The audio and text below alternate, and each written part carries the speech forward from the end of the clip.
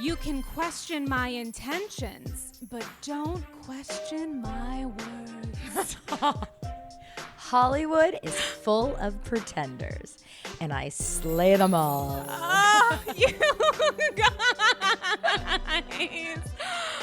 You guys.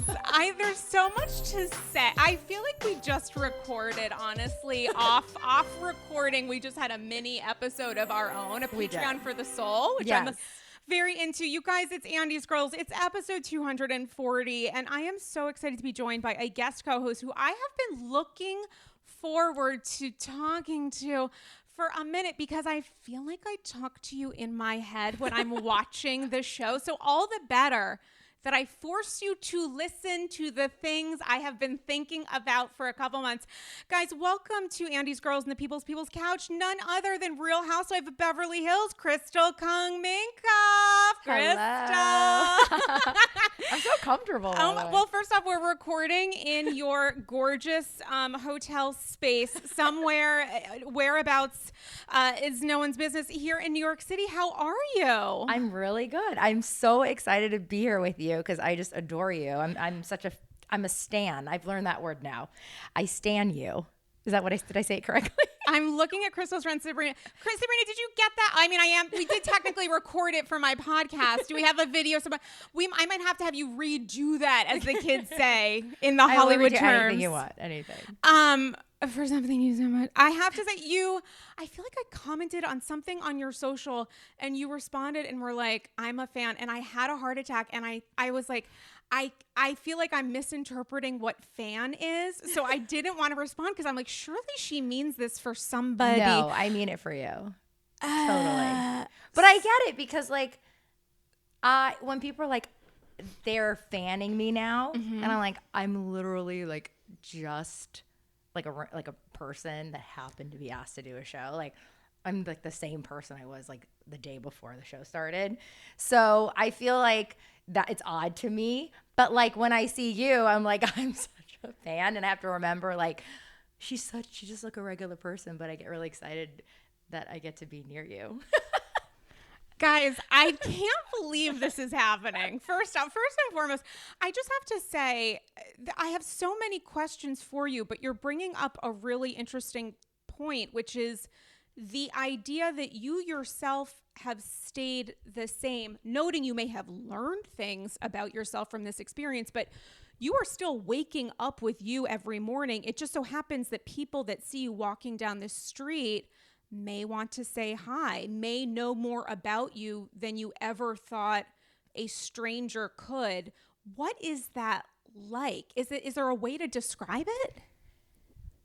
So Sabrina and I were having lunch and someone came up to me like, oh, love you on the streets. It happened last night.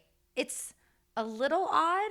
Yeah. But I think because I would see it happen with people in LA, like if I was out with an actor or someone famous, or like even with Rob is like has never been a public person. Like his work is public. He's not public. But like the random time, like serious animation fans would know who he is. Like that's, those are the deep fans. Like, oh, that's kind of nice. So it's not like totally foreign. It hasn't been that unfamiliar, but it's still weird. I remember Teddy said to me, people like you'll feel like people are staring at you, that you don't know if they're staring at you because they know you from the show or you have something in your teeth. Like they or you think that they're staring at you. So you're always, I'd rather people actually come up to me, because then it's like I know why you're looking at me. Not because like something looks weird on my face or something, I have a mark on my face or I don't know, whatever it is. But no, it's a little odd, but it's so nice. Everyone's so super friendly. Like it's always been very kind. So, but even if they weren't, I'm like, okay, it doesn't really matter. I mean, I would hope that someone that's interacting with you IRL is like, you're great. And not like, I have a list of grievances person IRL who I'm within 6 inches of. I would be open to that too. I'd be like, if you had a problem, I'd be like, okay. But no one hasn't done that yet. But everyone's been super respectful. No, it's a totally new and bizarre thing. Yeah. And I thought, it's weird. It's weird. How do you prepare for signing on to reality TV? Like what inspired the decision to go on this specific kind of show? Did anything, or was it just honestly, this is an amazing opportunity, it's something fun to do, I've never done this before, and let's just kind of ride the wave? I think that it was sort of, it happened in the right time for me. Yeah. I think had it happened maybe pre-COVID, my first call was 2 weeks after lockdown. No. So I was just kind of sitting there depressed because the world was imploding. And I think if I was in my normal life, I'd be like, this is not for me, because things were moving. And I got the first call and I was like, no, like not right away. Teddy called me and she's like, why? I was like, it's just not for me. And then I told Rob and he was like, you're doing not just take a phone call, because it'll be the one thing you can look forward to this month, because we're in lockdown, just something interesting, you know? Yeah. Even though he was not on board, he was just like, Rob is the kind of person, don't close anything until you know what it is about. Yeah. So I took a call and I was like, okay. And then like not really interested. And then they called again. And then I just sort of went through the motions of it. Still not, I just never thought it would happen, you know, because so many people get called and I never thought about it. It was just like, oh, for fun. And I would hang up and I would just go do something inside my house, you know? And then it just kept continuing. And then I got a call from Kathy. And Kathy's like, what do you think? And she called me at like midnight. And I'm like, it was COVID. So like, I was going to bed at 1 like p.m. Kathy Kathy Eastern time. But I'm going to like bed at 7 p.m. at this point because there's nothing to do. Right. And I'm like, why is Kathy calling me? I'm like, is she going? Like, I didn't, no one's going out or anything. And she's like, I just think we should do it together, and I know who you are and you know me and we can go in this together and why not? I was like, I look at Rob, I'm like, Kath says we should do the show. And he's like, how can you say no to Kath? Like, what? I don't know. I'm like, this is so crazy to me. And I was like, you know what? While the world, so many people's opportunities are being taken away in such a horrific time. Yeah. I was going through my whole existential, like, love it. The world is giving me an opportunity. And what does this mean? Yeah. And I have not really done anything for myself in that way. I was like, maybe. And I felt really solid. Like, Rob and I always felt solid. Like, that was our biggest fear. We called his agents. We called all our family, our friends. We had a ton of meetings about it because we wanted to go in as eyes wide open as we could. Mm-hmm. And we felt good as a family. And that was really never an issue. And we said, okay, I'll do it. Cause it's not an individual decision. It's a family decision. Mm-hmm. If no one in my family wanted me to do it, I wouldn't have done it. And it's also a business decision. Totally. And we asked Rob's agents, we're like, is this not good? He's like, no, like it has nothing to do with Rob. This is about you. And I was like, and also being the first Asian American on the show, I felt a massive responsibility, a fear of the responsibility, to be totally honest. Like, would I be representing properly? What does that mean? And I remember Rob just saying, like, you can't represent every single Asian person. Mm-hmm. You are your own person, but you're so proud of your culture, you're so proud of your family. So that's always a great thing to show in, your life. So there were so many layers to it. It was not an easy decision. And so once I said yes, I was like, It's such an interesting time, too, to be the first Asian woman on full-time on Real Housewives of Beverly Hills during COVID, when there is rampant racism and xenophobia happening, noting the stress compounded on you, not only as feeling like you are the representative of this, the stress, the pressure of that, but also doing so in a bubble when outside of the bubble, there's all of this other shit that's being said. Like, I would think the world could sometimes feel like a little bit of a trigger in that sense. When you're seeing the headlines, you're seeing what people are saying in real time, having literally nothing to do with you Yeah. as a person.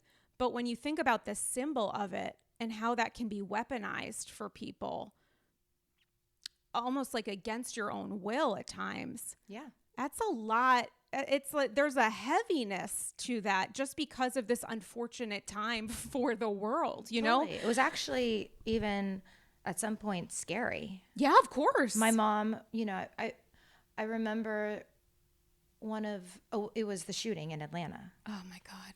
And my mom called me crying, and she says, "Don't do this." We were already deep in it, the show. And she said, "I don't want you to go outside. People know who you are now." She really just thought I had a target on my back. And I was like, "I'm fine. I don't want to scare," because she was already just scared of being a Chinese person. And so her and Marshall, her boyfriend, would just not leave the house at all. Just lock the door. They were so afraid.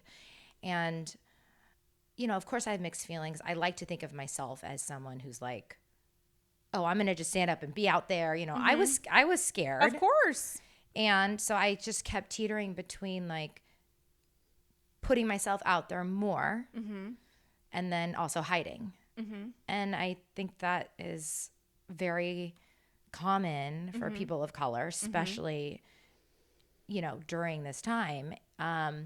So yeah, like, again, it's like, this is just one aspect of the many layers and complications and fears about doing the show and becoming public in a time that's so tumultuous.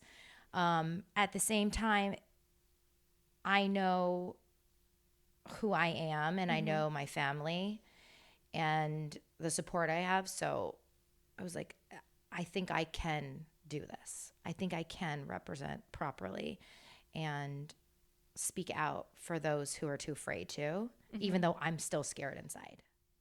And there is the idea of representation that also says, I am a human person, flaws and all. Like, there's an expectation and a weight on so many people who are representatives of members of marginalized communities, including people of color, most especially including women of color, where it feels like the idea that you may or may not be perfect in every way, you're constantly being evaluated against a scale that is obscenely unrealistic. So the idea to me of going on a show like Housewives, which was formed in many ways as the, like, behind the gates kind of idea of these women who seem to be living perfect lives, and yet now we know they are also, God forbid, human people, to be a representation of who you are on a show like Housewives, putting aside exactly what I just said 2 seconds ago, like all this stress and being the first and the pressure that comes with that,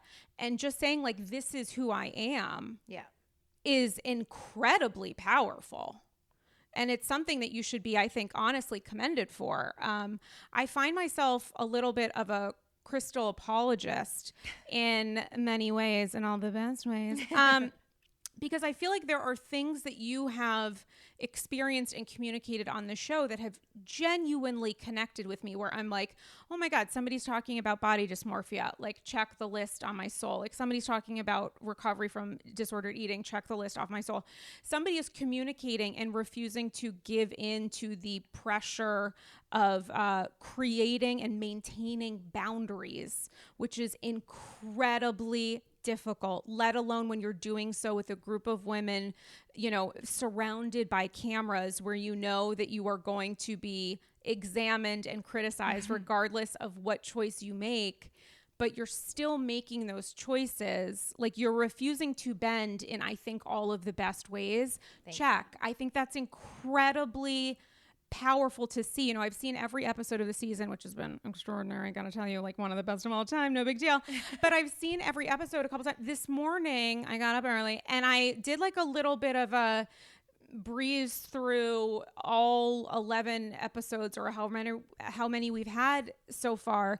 And I was really kind of, just to watch some of your responses and key moments in episodes, you have stayed pretty consistent. Watching the episodes back, first off, are you watching the episodes? Are you watching them in real time? How has that changed your perception of your responses in some of these heightened moments? Wow. You're an incredible interviewer. Like, these are very dynamic questions. I was like, where'd you get your best? I love these conversations. I mean, this is like, I love this topic and I love talking about this stuff. So to begin with, looking back on it, I'm reactive, even though I'm quite stoic on the show, because I'm hyper aware of the cameras. It's very hard for me. You know, when I went to Tahoe, it was my second day of shooting. No, it wasn't. Yeah. Yeah, I think it was my third. So Wednesday, I saw Lisa and Kyle. Friday was Dorit's dinner, and then we left Monday. So it was my third day of shooting. Oh my God, that makes me want to So die day a little 3, bit. 4, 5 was. That makes me want to. That makes things are curdling in my spirit. Oh my God. Yeah. So it's not only my third day of shooting, third day of meeting everyone, second day because I only had the dinner, and I was keenly aware of camera. I've never been on camera before. Yeah. You know, and so when people, it's funny, the audience, and some people are like, oh, there was a hot mic, she didn't know. Like, you don't forget. You don't forget 10 camera. Like, everything happens. Like, you know what's happening. So my initial reactions are always like, as my husband would happily confirm, I get very reactive. Like, no, that didn't happen. And I do self-reflect a lot. And I do that actually with Rob. Like, Rob and I will sit back. Rob is like the king of like therapy and processing, but I am someone that takes a long time to process. I will process things fully. The issue with filming is that you work better, I think, or I don't know what better word for it, if you process quickly. Like, they want everything's lightning speed. Where I'm like, if I met you and we had conflict, like, I would need a week or two to sort of process it, and then I'll come back and like, let's talk about it. But you have like 3 hours to do it. Like, you have to come back and do it. And you're like, well, I need more time. So that's something that I have to learn, that I learned through the process of filming. So when I look back, yeah, I mean, I've always been, despite growing up with all my body dysmorphia, my eating disorder, which would seem like someone who's hyper insecure, I think I really worked hard at trying to transform that pain into finding confidence in other ways, right? But probably my biggest reason that I didn't want to do the show was being ridiculed about my looks. Oh my God. Which makes me like literally makes me cry. I actually am about to cry. Okay. Yep. Well, let's cry a little bit. It's like a minute to minute pain for me. Just sitting here in my physical body, I'm always uncomfortable. And I was just I'm always constantly scared of it. And I will say I haven't gotten really any negative about it. And Rob's like, see? And I'm like, it doesn't really matter. Actually, the audience, what I realized, I don't need that. I don't need that validation. It's just, so actually I think I'm going to be just talking in tangents, but I think the most amazing part of being in the show, however challenging it is and has been, has allowed me to really work on myself and realize that like that is something that I'm in constant process and working on, and it's for me. It's not like walking in and fearing what other people thought is something that I've just always lived my life like, and I don't want to live like that anymore. I want to be okay with myself, and yeah, so I find that really fascinating to watch back. And when I watch myself sitting there and like, there's a lot of like minor tics that I watch myself obviously with different eyes and other people. Of course. And it's like, I just remember being like, oh God, how do I look? That's all I kept thinking. So I think when my face is like sort of, people are like, oh, resting face or whatever, it's because I'm so uncomfortable physically. You know, I'm always kind of like awkwardly smiling because I'm nervous about being judged all the time about how I look.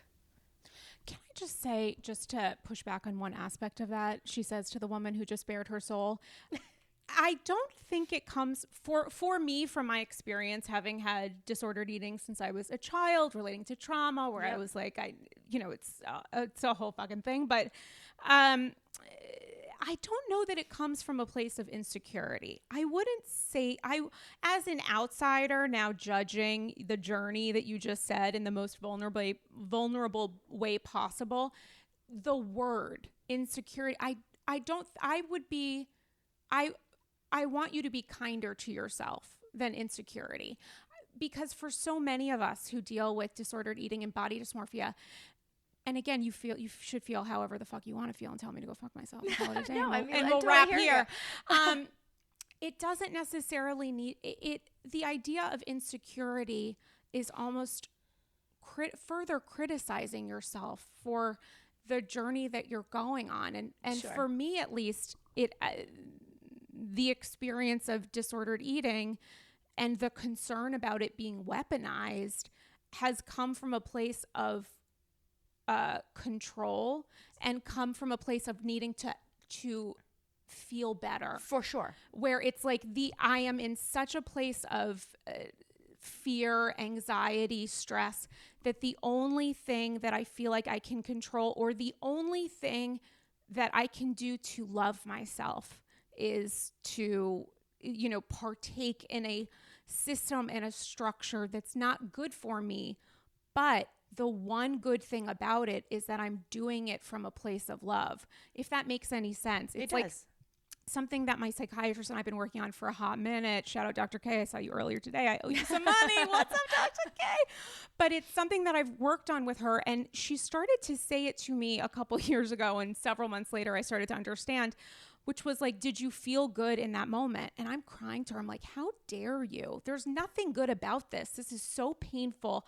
I'm so upset. Don't minimize the experience of what I'm going through by saying I somehow feel good. And she was like, yeah, let's work on that cognitive behavioral therapy that we're doing every week for an hour, and think about it as you were trying to help yourself the best way you could. Yeah. Like, it just so happened that it's this thing that is maybe not ideal, and it's this thing that sometimes feels like a burden. It feels like the rock that I am carrying through my life, and I just wish there was a day where I could let it go, but there is no day. Like, that's, and everybody has their own experience, and one person can say that it comes from a place of anxiety, and another person can say that it comes from a place of self-loathing, and another person can say that it has everything to do with a relationship with person X or Y. And by the way, they're all true. And they're all true. Yeah, everyone's history is different. Everyone's history is different. Yeah. And everyone's use of language in defining that history is different. But I just offer a tiny little bit of a zhuzh, which is to say that to live with any kind of disorder, or what sometimes feels like a conflict or a burden or a weight or an obstacle, if we shift and we try to think about it as, this is and feels like a burden, this feels like an obstacle, this feels like a problem that I constantly need to solve, and yet the answer is like, won't let me go, and it lives from within. But if I look at it as, at its most granular, strangest, foundational weight, is this something that is this disorder, illness, whatever you want to call it, did it come from a place somewhere, even if it's been distorted, from a place of like love, of trying to provide something to myself? For me, just personally, my little personal, couple shekels, it has helped me a little bit, because there is the idea of like, the joke with my therapist, different than psychiatrist. Don't know if you got that. I do. But the joke with my therapist was, at the end of every therapy session before COVID, and it wasn't a joke, I would look in her mirror and I would be like, can you please tell me if I look fat today?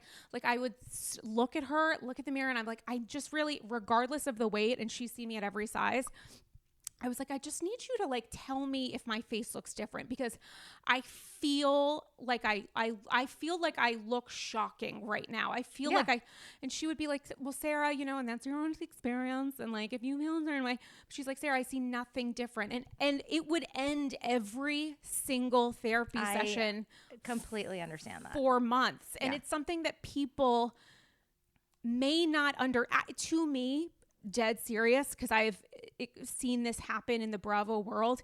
It is the dirty little secret that gets absolutely no weight. People refuse to understand or empathize with people who have experienced or live with disordered eating. Really? Yeah. Oh, not great. In a way that they don't do when we're talking about forms of addiction based on alcohol consumption.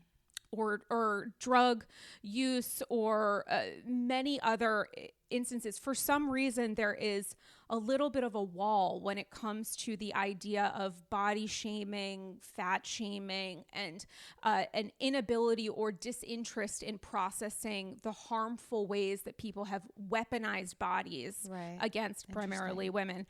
And to see someone on screen, on Beverly Hills specifically, a show that's all about an extra element of veneer, and to see someone who is talking about feeling uncomfortable in herself and feeling violated when her boundary or space has been crossed, to me, as soon as I saw that, I was like, I know exactly what she's talking about. I watched that scene, and I've watched the episodes since, and to now understand. Made me cry again. Don't cry or cry. Fuck it. I'm the Oprah podcasting. Where's my Hawaii estate? Where is my Stedman? It's coming. I can buy my own diamond. We can be engaged for 35 years. I'm fine with that too. Billionaire with the P for poverty. But the idea of, you know, even having these kinds of conversations and fitting within the construct of Housewives is incredibly powerful. And it's a conversation that I've had on Andy's Girls. And, you know, there is a level of people just don't know. If you haven't experienced it, you may just not know. Yeah, if you don't know. And I don't begrudge anyone who can't connect with that, because there's so many things that I can seemingly look cold, or like, I'll say that, like, if I haven't experienced it, if I don't know anyone with it, I want to know, I want to learn. But if you've never had anything, it's hard to connect, you know. But I did get a lot of messages after from people who have eating disorders who very much understood my experience. And maybe you're right, like you said, like, people, there's a wall. So the people that don't want to understand how I felt, maybe it's uncomfortable for them to talk about it, you know, or really understand what an eating disorder is and body dysmorphia. It's you know, it's like all my friends who have, I think most people have, especially women, you know, they're like, oh, I wish I enjoyed looking like that 10 years, you know, when I was 25 and I was thought, you know, and it's so weird to watch it so recently, you know, and like, oh my God, like I can look at myself now on TV, like, oh, I look good there. But I felt terrible. I so get and I still feel terrible now, even though I know that, like, I can't connect them. I cannot connect it. I feel physically uncomfortable all the time. And it's not like so hard on me, because I think it's been so long, as you said, from childhood, that it's not debilitating. It's like I've come to a comfort of being uncomfortable, which is probably a messed up thing. No, I'm nodding. I'm like, it definitely helped me during COVID. I was like, oh, well, here's my special buddy. Yes. Yeah. So it's so complicated and nuanced, and only if you can experience. And I even got some DMs from people, not too many, but like, you don't have a real eating disorder. I do. Oh my God. But I write back and I respond to those people, you know, even like, because I said, this is my experience. Whatever I'm talking about is my experience. Like, I very much have one. I've been to a lot of therapy about it. But I think for me, it's like the lesson learned back to the original question of watching back is like, I would love to, if I can learn to just 1 inch closer to being more comfortable by watching the show and just keep processing that experience of remembering how I feel, watching it now. Remember, if I just keep going through that, maybe, luckily, I can get one step further to feeling okay, which will help me with my eating disorder. Because I don't want it anymore. And I know it will be with me forever. I know that it's a long-term thing. But just one step closer, if that makes sense. Yeah, it's something that Dr. K and I work on a lot, which is like she hates when I talk about having a quote unquote eating disorder, 'cause she's like, it is what it is, but you don't, that is not in the personality identification process. Eating disorder is not one of the letters chosen. And it's so often the ways that I think about myself start with that, because it starts with your physical being. It starts with like, are you comfortable in your body, or how do you treat your body as a reaction to outside circumstances, or the ways that you cross boundaries with yourself, with your physical being, that are actually a form of coping. Right. And it's understanding that it's like a weird thing when you think about the phrase disordered eating, because yes, it is technically and accurately disordered eating, but it's a perspective that was based for many people in the idea of needing a sense of control. And It's totally control based. yeah, it's control based. And it's like, what's the best way to think about this in terms of, without feeling like I'm minimizing myself or anyone else, like the idea of understanding that, I'm always going to have a reaction to circumstance. And sometimes the reaction is healthy and sometimes it's not. And for a long time, and I still do this, I put up real serious boundaries with people where I'm like, don't tell me you're going to X or Y. Don't talk to me about how you feel about your body, because I'm afraid it's going to trigger me. And what I've been trying to work through in my own life, or if somebody says something negative about, or if I think they're going to say something negative, whatever that is, or God forbid, swiping right, like so many different areas. But in the idea of, thinking about the maintenance of boundaries, what is to me probably healthier in the long run, or at least, selfishly more interesting, is to think about okay, instead of laying out these boundaries and spinning out when they get crossed, like, be okay with someone pushing up against them. Like, it's not so black and white, which is, I think, why with Andy's Girls, I like love to I lap up living in the world of gray, because life is not actually, it does not allow for that kind of regimented thinking, because a line will always be crossed. Someone doesn't know when they're interacting with me what my boundaries are. Right. And if the first thing they know is me expressing the boundaries to them, I'm already creating a boundary and like getting to know this person. Right. So for your choice to go on a reality show like Beverly Hills, like The Housewives generally, which in many ways is all about the crossing of boundaries, knowing your own journey as a human person and what you're going through, it's like an incredibly brave act. And to see what your experience was in Tahoe, and even your experience in defending the words that you used for how you felt, and your refusal to apologize for words, I found it really impactful, especially because there's an element of tone policing where people focus on, I felt a certain way when a word was used, and not, why did she feel a certain way to begin with? And coupled with that, if you are telling people that the word violated is connected maybe with body dysmorphia, maybe with something else, or maybe just feeling like, I am naked in this room filming a reality TV show, now's not a great time for somebody to walk in.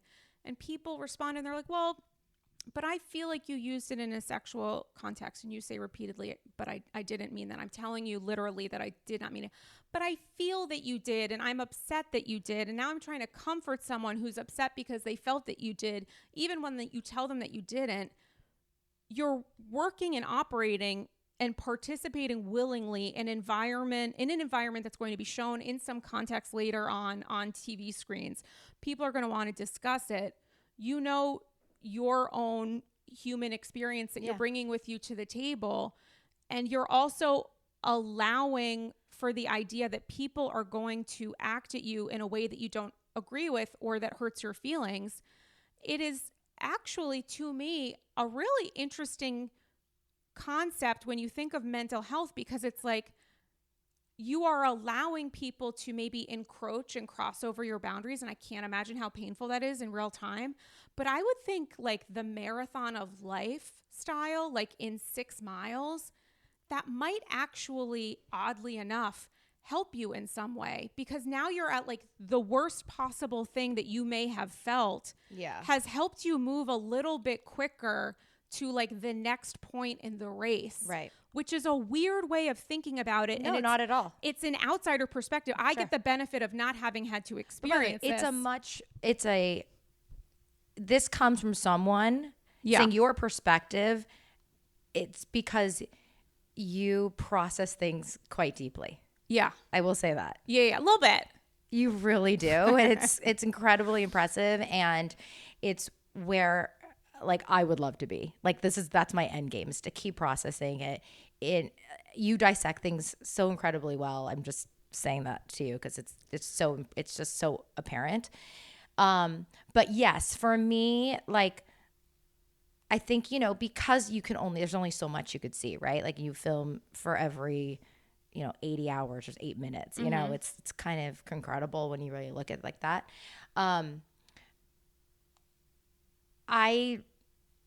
I know my experience. I've talked about it a lot, all my body dysmorphia stuff. So I know I use my words properly for myself. And I think, when people have their own interpretations of things, my perspective is just like, okay, fine. Like that's how you feel. But the nature of this whole experience, you can't just let it go. I don't really, that's not normal for me. So normally like, well, let's just agree to disagree. This group doesn't like to agree to disagree. They want everyone to agree at some point. And so that was challenging for me because the only alternative would be like, okay, take it back. And then for me, I just have to be super authentic and be honest. And if I did that, I would be like a liar. And then I'd be lying to myself. Say that again. I'm saying like if I were to take the word back. Yeah. That would be inauthentic. Well, why should you take the word back? To resolve things. Like, because here's the thing. This is, again, what I'm learning is like like I said, like I know I'm like in tangents in my head right now. People want to have things resolved. I understand that. I think that's good natured. Yeah. People want people to be happy. Sure. And hug it out. Yeah. And for me, my lesson of this, like getting to know people is, what do they need? Because I don't have an ego like that. My ego is not like, I'm going to win this war. Like I don't, in the moment, it was hard for me to understand why no one could understand my perspective. But I think what I'm learning, what I take away from it is really trying to understand. In the future, what I would do is I would still express how I feel, still say this is my experience. And if you don't understand it, like let's try to find a way for you to. That would be how I would approach it next time. It's not being apologetic. It's not taking the word back. But I have to remember that people can't possibly understand what we go through if they've never gone through it. Which sucks. It's hard. But they don't understand. If they really don't understand it, but they also, everyone has their own patterns from their childhood, right? So I also, that's a lesson for me, is to remember that someone else has their own trauma and that something I'm saying or doing could trigger them too. I mean, these are great lessons to learn, but also it might be in opposition to, being on fucking Housewives. I mean, I don't know that they want someone that's like verbose talking about the gray for 6 hours. I think they want someone who's like, I'm not going to apologize. I mean, Well, I wouldn't apologize no matter what. I mean, and That there is- we go. And there we go. Ladies Yes, and gentlemen. I would Yeah. not apologize. And I genuinely feel bad if anyone is affected negatively by something I say, because that's never the intention, but I will also not apologize for how I feel personally. Well, I think that there are ways, there's like the joke that I'm sorry if you feel that way is like the most passive aggressive thing you could ever say. But in the context of that bolognese dinner, and shout out to Harry Hamlin for He's amazing. a bang up job. Great. Everything looked great. Tablescape. It's beautiful. A++. Also just his bemused, possibly almost disgusted expression as all these, I just love him to bits. But, in that context, the I'm sorry you feel that way, I thought fit, because it was like, I was sorry genuine. you were upset, which seemed like it triggered her further. I was totally genuine about that. And I think that people say that flippantly, so I do understand that. But I don't want anyone to feel bad. Like that is not. What do you think triggered Sutton in that moment? Again, I've been really dissecting this. Someone wrote something this week that I read, that because they flashbacked on her mom. Yeah. And that maybe I am similar to her mom. So that I'm stoic, and it's funny because this is okay, because I always want to understand people. I want them to understand me. Yeah. Genuinely. Yeah. So I'm like, what is it in me, Yeah. right, that might trigger her? Mm. And we've gotten to a much better place. So like, it's been nice to like things settle. Mm-hmm. And that kind of plays out over the next, few months. But as I like, again, I said, I need a lot of space. I need a lot of time to process. And now I'm like at a good place where I can really sort of dissect it and look at myself as an outsider. And I grew up with someone who was very similar, that put a lot of blame on me. Similar to who? To Sutton. To Sutton herself or her mom? To Sutton? No, I grew up with someone in my life that was similar, that had, was very emotional. Okay, got it. And sort of took it out on me. Okay. Focused it on me. Got it. When another, because lack of, just hyper emotional. Got it.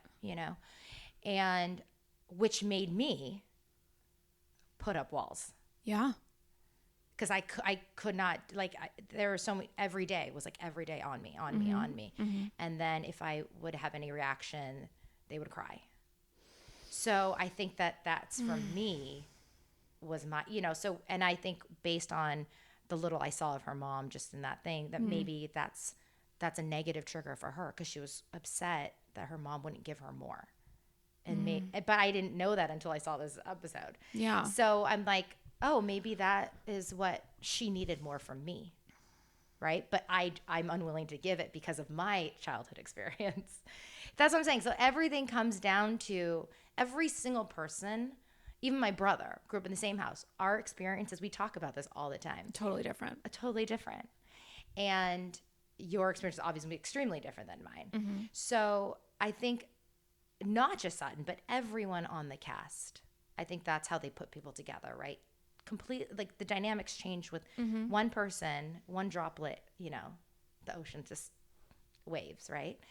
And I think that everyone has a history. And when you meld people and throw them into this kind of environment, that's what creates not just drama, but conversation. Yeah. Intense conversation. Yeah.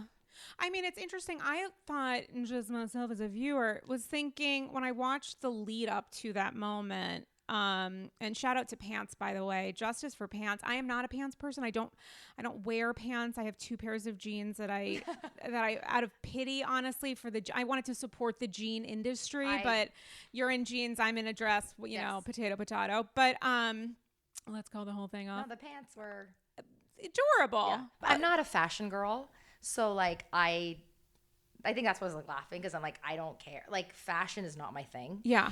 And when that commercial came out, Kathy called me like, "Oh my God, it's so funny," because she knows. She's like, it's about, because I wasn't there.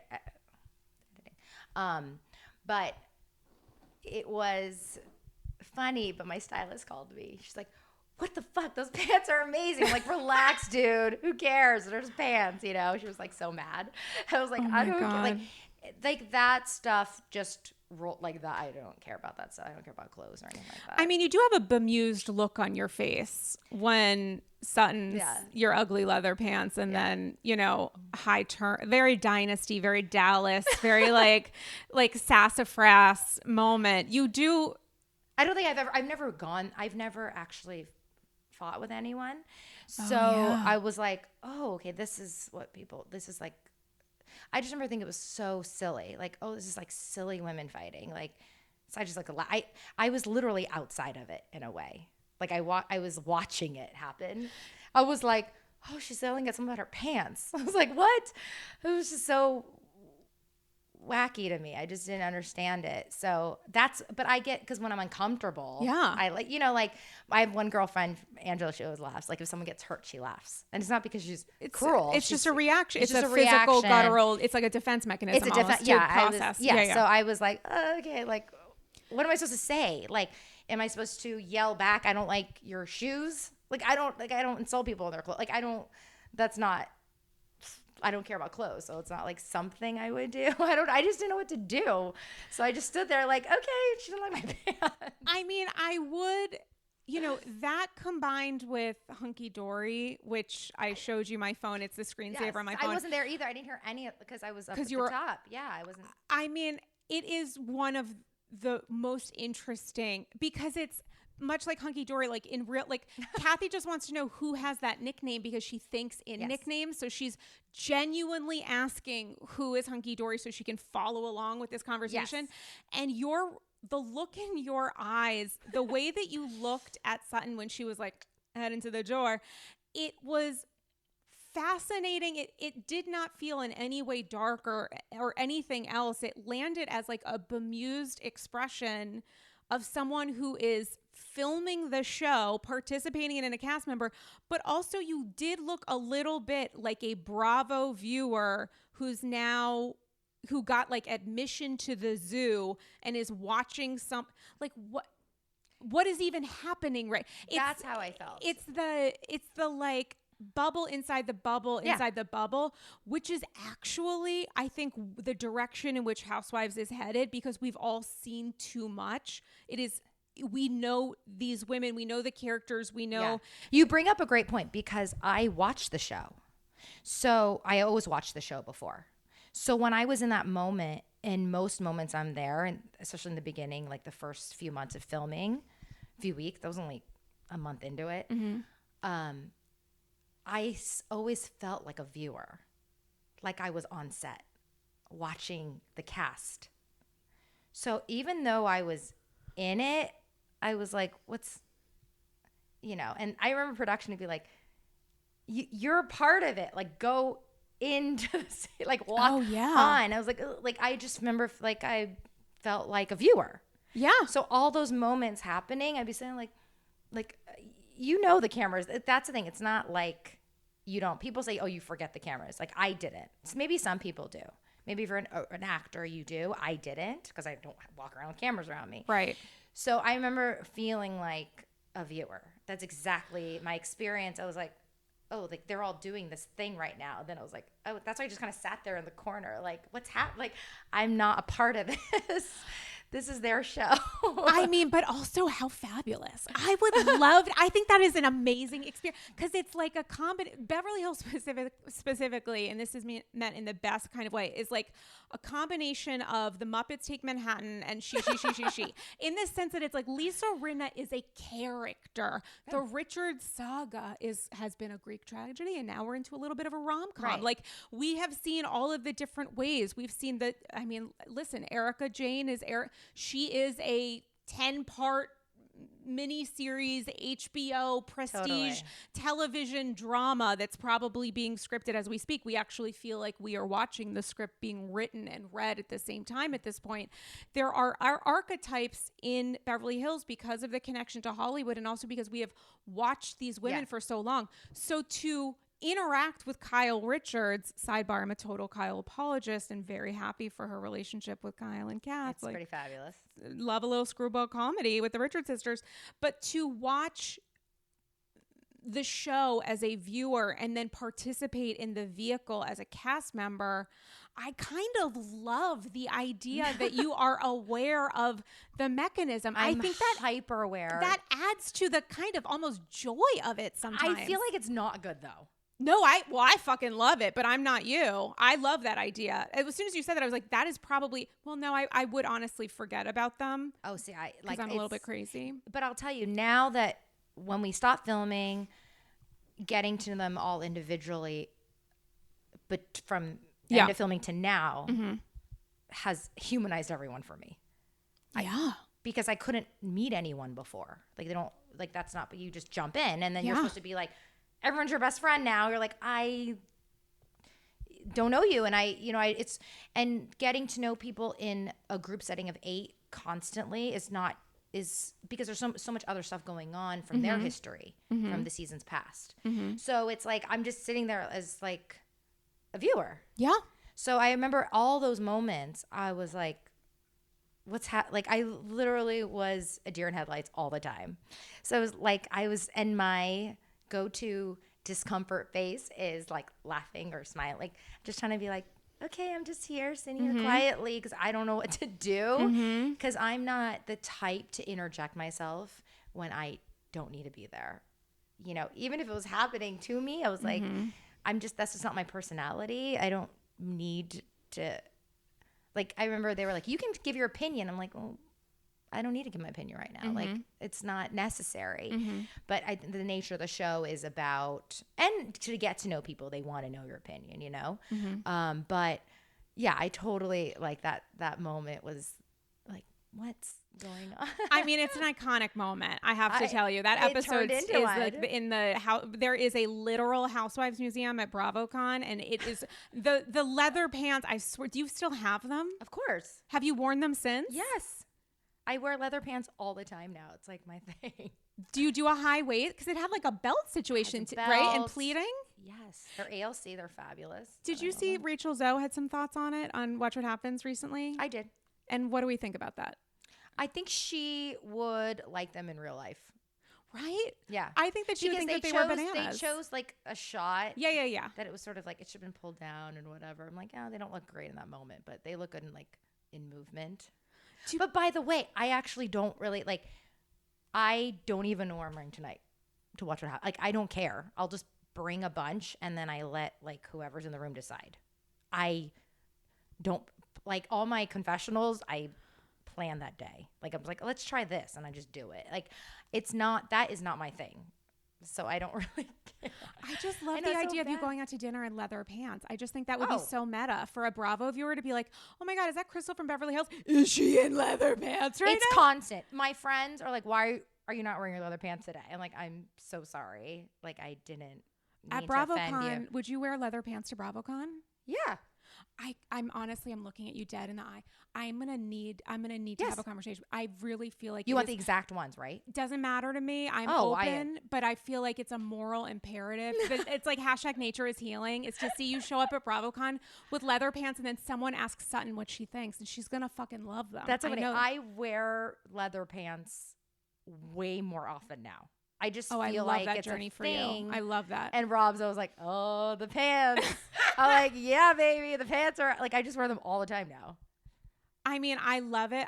Maybe I'm turning into pants. I don't know. No, they're pretty amazing. I mean, listen, speaking of amazing, I do need to give a little shout out to the sponsor for Yes. this I episode. know, we haven't even, I feel like there's so much. Oh, there's so much, and there's some questions that I Okay. need to ask you. But listen, speaking of all things amazing that I love, this episode is brought to you by the amazing new podcast, Jeff Lewis Has Issues. You may know Jeff Lewis from the hit Bravo series Flipping Out or his Sirius XM radio show, Jeff Lewis Live. And now Jeff is bringing you a brand new podcast we think you'll love called Jeff Lewis Has Issues. Whether it's drama with family and friends to parenting or relationships, there's no denying Jeff Lewis has issues. Jeff is joined each week by friends, experts, and celebs from Tamra Judge and Jackie Schimmel to Judge Lauren Lake, Patty Stanger, and others as they take a no-holds-barred deep dive into every detail of Jeff's life. Come for the laughs and leave feeling so much better about your own life. I'm very into that. Check out Jeff Lewis Has Issues. You can subscribe now on Stitcher, Pandora, Apple Podcasts, or wherever you listen to your favorite podcast. And thank you so much, Jeff Lewis Has Issues, for sponsoring this wonderful app with my favorite and America's sweetheart, Crystal from Real Housewives of Beverly Hills. Guys, if you are still listening to this amazing Fashion Police special episode of Andy's Girls, listen, I do have a question for you because you talked about your experience as a viewer, now a participant in all things Housewives, which is a wild journey, but one that I think we're getting into when we get into the generation of new housewives and people joining franchises in motion as opposed to ones that are currently on air. I think of Beverly Hills as a tentpole franchise, and I mean that in the best possible way of like, it is a prestige housewives show. So how have your opinions of the housewives changed as you've gotten to know them from being, you know, a housewife yourself? Yeah. Wait, hold on. Do it. Rob's here. Can he come in? Of course he can. Rob. Oh my God, Hakuna Matata, Rob! Hakuna Matata! This is Sarah. Hi, how are we? This is Rob. I'm so good. Come sit, Come honey. have a seat. Come just watch us talk about ugly leather pants. What do you think about the pants, honey? I did not think they were that ugly. That ugly is the, I'm going to remember that That's my would comment. be the conversation I'd have with my husband later on and be Yeah. like, let's walk that word back a little bit. that's No, I think that's pretty great. good I for think Rob, that's great. I actually. think that's great. I think that's great. Yeah. No, Rob is like, you know, because of his job, he looks at costumes and whatever. yeah. So I come like, what do you think? Like, oh, if I'm going to dinner, he's like, I'm like, okay, not asking you. You're supposed to just say you look great, but he will like, I don't know about this. So Rob will be very honest about. Sometimes it's for the effect that it has. If you want to go for this or you want to go for that. And I did say to her, I said, if you want to piss off Sutton, wear those leather pants. Did you say that? No. Oh my God, I believe. Did you see how gullible I am? Truly.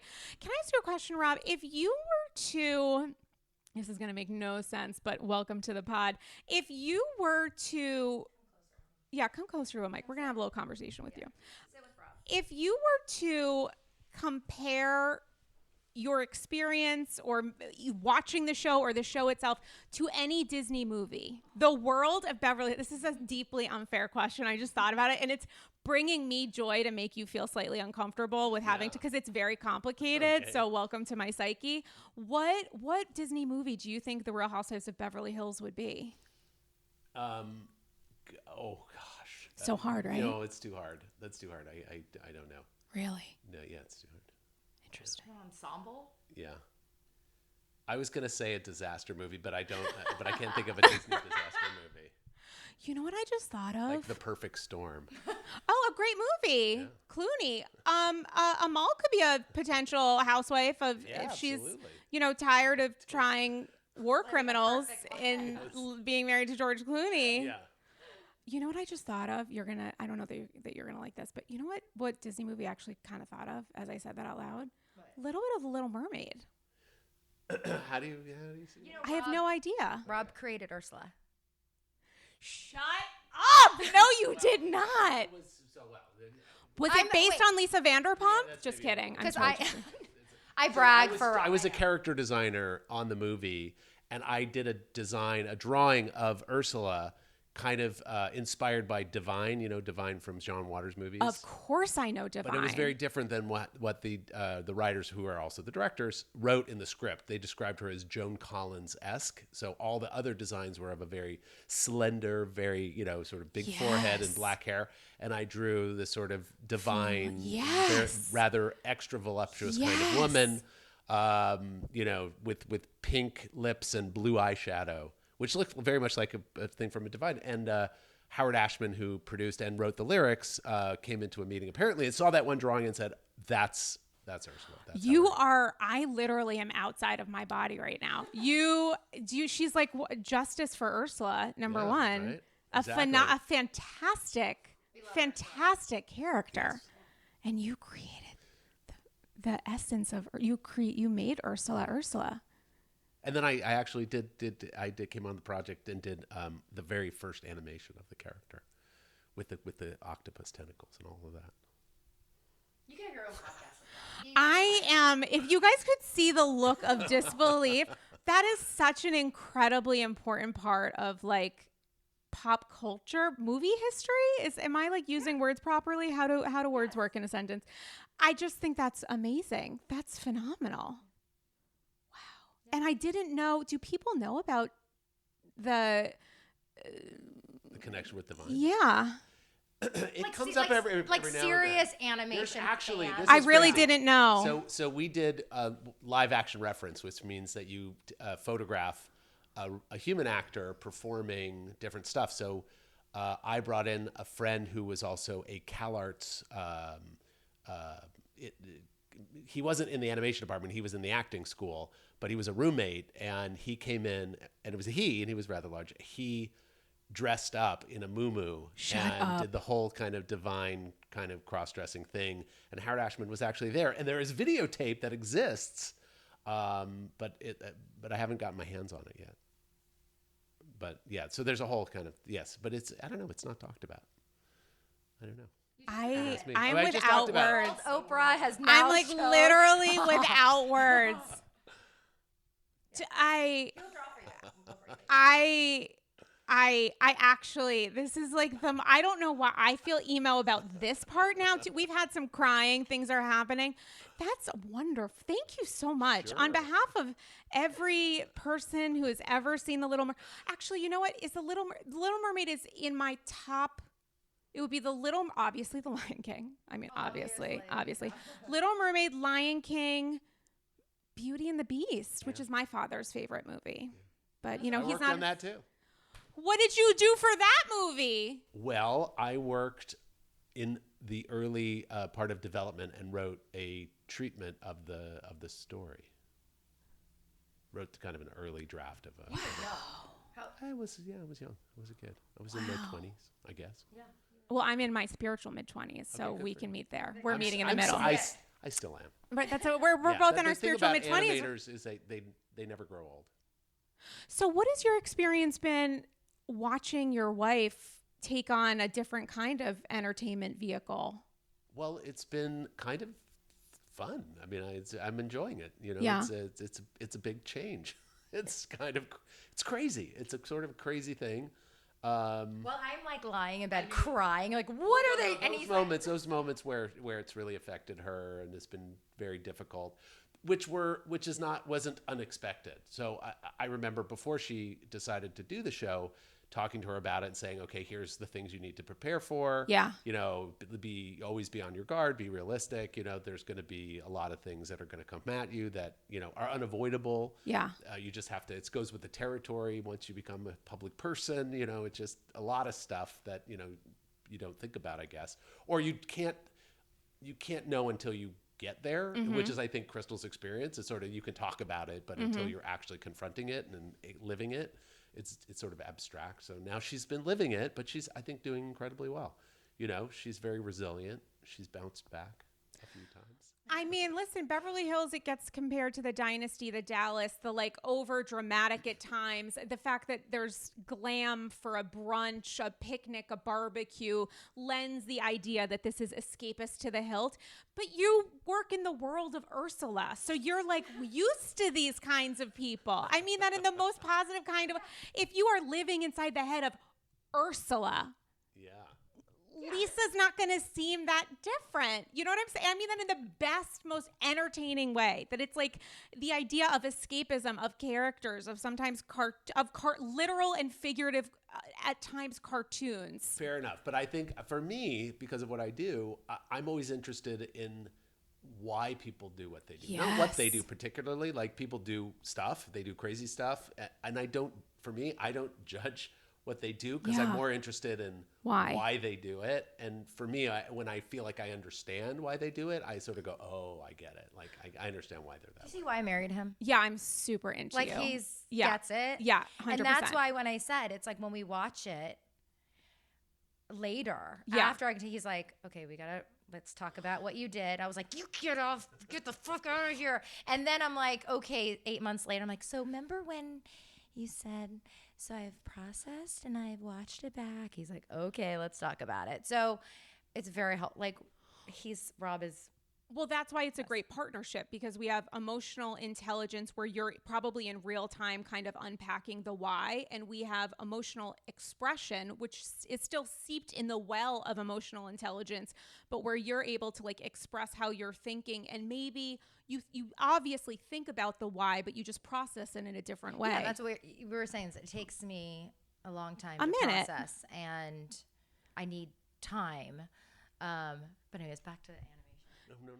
I mean, I think we're wrapping up the animation element. Just want to say thank you so much on behalf of Ursula apologists everywhere. Really, I mean, an iconic You're role in history. So welcome. Thank you so much.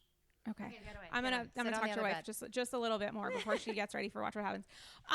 So you were asking me about the difference. Between watching the women as a Bravo viewer and now being a Bravo leb. Okay, so that is even odd. Yeah. Because I still like it's over, so I'm back to like my normal life. Sure. But yeah, that part's weird. It just humanizes people, and I think that's sort of what happens when anyone meets a celebrity. Like I said, I viewed them as celebrities before. Right, as well they are. Yeah. There are actual celebrities who go and watch What Happens Live who specifically request, housewife X or Y. There are people who in interviews, a friend of mine is Annalie Ashford, who's a Tony winner and is now in the Ryan Murphy, the new Monica vehicle. And she talks about that. She talked about on a recent ep of AG, like she'll go on a red carpet and she'll be by genuine huge celebrities, but she sees Melissa Gorga and she's like, oh my God, Melissa, Joe. Like there are ways that actual celebrities working, actors in Hollywood look at housewives different than each other even. Totally. I mean, because I have friends who are actors, and they are like super stans. Yes. Yeah, I believe they call me like, I need to know before it comes out tonight. And I'm like, you shut up. You just watch it. Fucking idiot. So, but they all know who I'm talking about right now. Love that. But, and like big actors, I'm like, shut up. But they're obsessed. Like they're obsessed with it. So here's what I love about it is that I get to know them as whole people. Yeah. Right? Like what you see is very narrow version, although real. But they're all very dynamic people. They're all moms, wives, ex-wives, daughters, and full of emotion. No one's perfect, but every single one of them, all good people. I get to know them in a different way, and they get to know who I am rather than this weird sliver of a character that I am. And so that's always great, and now that I get to know that more, I think for sure I don't feel like I'm on a movie set anymore that I felt season 1. Who do you think has checked in on, or who has checked in on you most, knowing a freshman season is often the most burdensome because the switch from, viewer or whomever, human person, to now talent and specifically a part of the Housewives. Has any specific cast member checked in on you just to be like, this is going to, buckle up? Yeah. So I would say Garcelle from the beginning,